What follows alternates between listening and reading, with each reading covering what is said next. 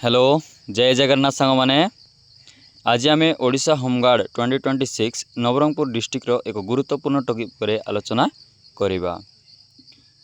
नवरंगपुर 90 गोटी पोस्ट क्यों ट्रेड पाई केतोटी वैकेंसी रही से विषय रे आज आम आलोचना करिबा। चलंतु क्यों ट्रेड पाई केतोटी रही देखि नेबा।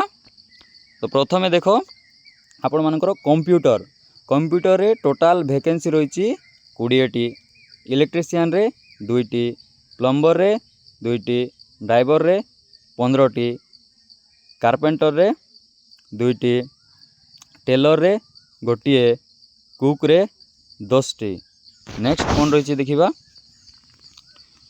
वाशरमैन आपण मानकर वाशरमैन रही 2टी, बार्बर रही गोटिए, कबर रही गोटिए और मेसन बा मिस्त्री रही 2टी और जनरल ड्यूटी पाई रही 32 हाईएस्ट वैकेंसी इन नवरंगपुर डिस्ट्रिक्ट होमगार्ड। आपण मानकर टोटाल वैकेंसी हो जाउची 90टी। आशा करुच्ची यही इनफॉरमेशन आपण मानकु भल लागिथिबो। जय जगन्नाथ। देखा हेबा नेक्स्ट वीडियो रे।